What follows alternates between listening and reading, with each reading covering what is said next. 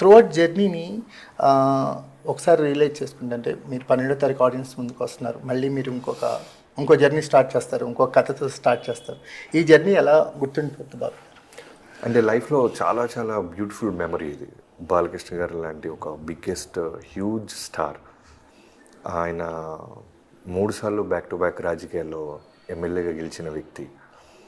తర్వాత మనకి చూస్తున్న బాలకృష్ణ గారి స్క్రీన్ మీదే, బట్ బిహైండ్ ద స్క్రీన్ ఆయన ఎన్నో కార్యక్రమాలు చేస్తుంటారు. మనకి కళ్ళ ముందు బసవతారకం గురించి అయితే మీరు నమ్మరు.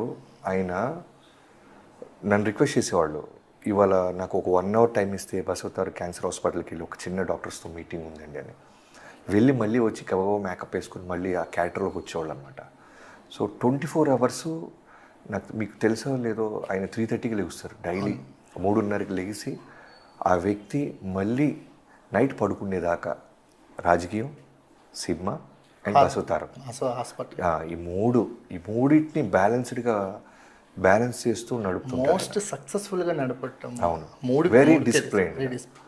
సో ఆయన ఎమ్మెల్యేగా అన్స్టాపబుల్. ఇప్పుడు ఆయన చేసిన సర్వీసెస్లో అన్స్టాపబుల్. ఇప్పుడు ఆయన చేసిన కెరియర్లో అయితే ఆయన ఇప్పుడు నెక్స్ట్ ఫేజ్లో ఉన్నారు. అంటే బాలకృష్ణ గారు ఒక పీక్ స్టేజ్లో ఉన్నారు. మనకి లారీ డ్రైవరు ఆ టైంలో ఎలాంటి పీక్ స్టేజ్లో ఉన్నారు, మధ్యలో ఒక చిన్న డిప్ వచ్చినా అసలు ఆయన బౌన్స్ బ్యాక్ ఇప్పుడు అయిన విధానం చూస్తుంటే, ఇప్పుడు యూత్ ఆ జనరేషన్ నుంచి ఇప్పుడు కిడ్స్ వరకు కనెక్ట్ అవుతున్న ఒకే ఒక హీరో అనుకోవచ్చు. సో అలాంటి ఇమేజ్లో ఉన్నారు ఇప్పుడు బాలకృష్ణ.